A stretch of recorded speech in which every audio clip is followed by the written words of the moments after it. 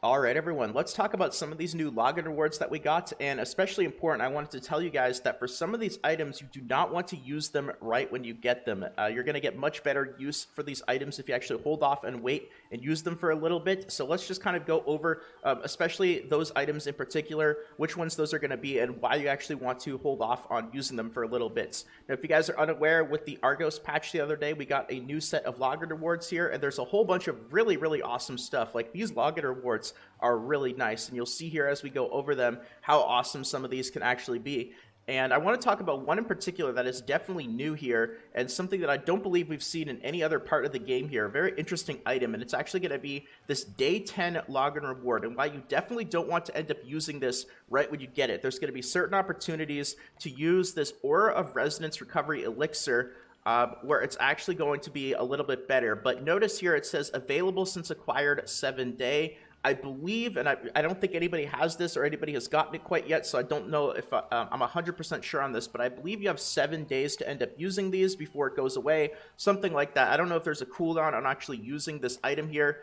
A mysterious elixir which can recover Aura of Resonance. It will recover 50 Aura of Resonance upon use. It will lose its power if too much time passes, so use it before it expires. That's what I would imagine, is that you have 7 days to end up using this elixir, but I wouldn't just go ahead and use them all on the same day. It looks like we're going to get 5 of these here, and if you can, I would say the best opportunity that I have found that I would, if I could go back in time to end up using an item like this, would be right when I hit 1100, right when you hit tier 3, because what actually happens, a very interesting thing that happens at tier 3 especially, is you can start to get your 1300 gear set at 1100 because you unlock the new Chaos Dungeon, but unlike your tier 2 gear, you cannot actually end up buying your tier 3 blue Chaos Dungeon gear off the market. The market only has tier 1 and tier 2, so in order to actually get your 1300 Chaos Dungeon gear set, you have to end up getting all the pieces yourself. It's going to be bounced to you as soon as you end up getting it, and so what that means is if you're ready to hit 1100 and you get unlucky in a couple days of Chaos Dungeons,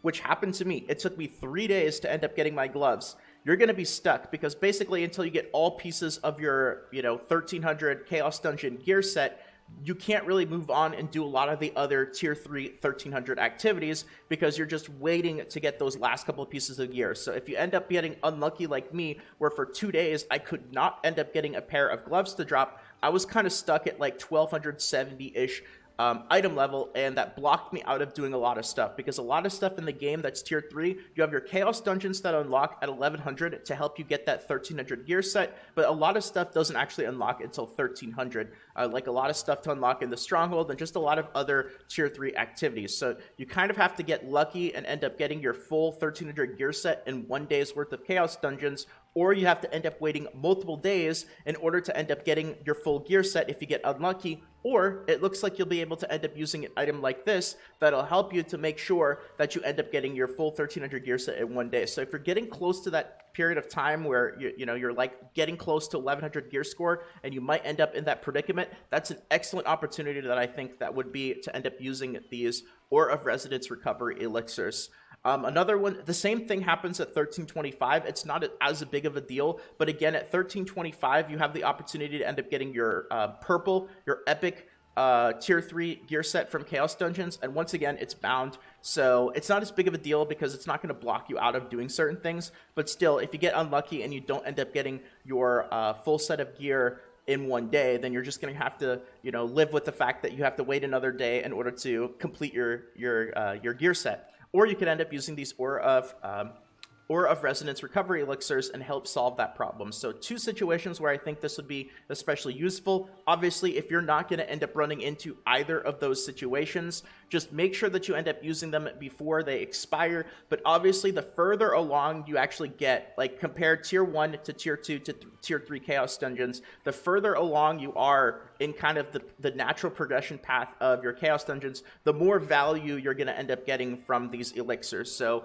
even if you're not going to end up running into one of those scenarios that I mentioned, I would still probably hold off on not using these right away on the first day. Maybe see if you can jump up a couple of Chaos Dungeon difficulties, maybe jump up from tier 1 to tier 2 or tier 2 to tier 3, one of those things, and get a little bit more value out of these Ore of Resonance recovery elixirs. But that's the main item that I wanted to end up talking about in this video. There's a couple of others as well that I would hold off on just using it right away, and one that I will mention here is this Pirate Coin chest, which I'm sure some of you guys are going to be getting very, very soon here. And the one thing that I'll say about this, I've gotten this question so many times across my other videos, what pirate coins to choose.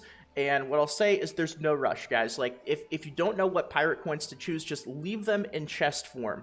You know, just it's roster bound. You could keep it in your roster storage. I still have a whole bunch of them sitting in my storage. I haven't picked all my pirate coins from these chests. And when I end up finding an opportunity where I need a specific type of pirate coin, then I'll end up picking the pirate coins. But until that opportunity arises, you can almost think of it as like you kind of have all of these types of currency all at once at the same time, because you have that flexibility available to you as long as you keep it as a chest. This doesn't have an expiration time like these elixirs do, so there's no reason not to just keep this in chest form.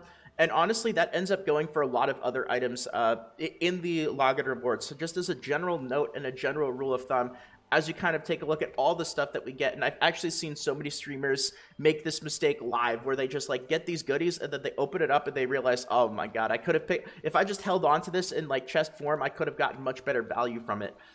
You know, like these honing shards, but also like these breath selection chests. You know, not that there's anything wrong with taking the Moon's Breath. If you're still in tier 2 and you feel stuck there and you really want those Moon's Breath, go for it. But you give yourself that flexibility if you just leave it in chest form until you really actually need the items that you're going to end up picking from this. Don't have to worry about it for things like the Phoenix Plumes. Same with the Rapid Selection chest. Exact same scenario. You can see you can select and obtain one of the following items. So until you know exactly what character's wrapper you're going to end up working on, no reason to end up opening those up. The leap stones here, it looks like you get 50 life leap stones and 30 honor leap stones. So I would say generally, if you're a value person, if you're trying to get like the most gold, you can't sell these. These are bound, by the way. But if you're still trying to get like the most value for opening these up, you're going to get better value from the honor leap stones, of course. Even though you don't get as many of them, honor leap stones are like 2 to 3 times as valuable as life leap stones. So if you have a character in tier 3, or if you're not in tier 3, you might want to hold off. If you still want the tier 2 leap stones because you're in tier 2 progression, that's fine. But if you're a numbers person, if you're looking for the best value possible, obviously you're going to get the best value possible from the honor leap stones. These ones, because you get 1,000 tier 2 stones and you only get 200 tier 3 stones, I think it's completely okay to end up taking the tier 2 stones if you're in tier 2. I would avoid the tier 1 ones, of course, but if you're in tier 2, you get 5 times as many, so I think that's completely okay. Pick the engravings, obviously, that you need the most. And I don't know if these ones you'll be able to end up selling in the market. I believe you will. But if you do want to sell them, obviously, if they are sellable, pick the ones that end up selling for the most gold. And I think that's just the general basic idea that you guys get for most of the other items. The big one I want to talk about was the Ore of Resonance, and then like selection chests. Don't end up picking stuff until you actually really need the items. So those are the big ones there, but overall a lot of really, really nice stuff here in this set of login rewards. So I wanted to go over some of them in a bit more detail, talk about it, and hopefully you guys enjoyed. So if you did and you enjoyed this video, consider leaving a quick like, consider subscribing to the channel for more videos like this in the future, and feel free to check out the Twitch stream at twitch.tv/salt, where I'll be streaming Lost Ark as well as other games. Thanks again, everyone. Take care, and until next time.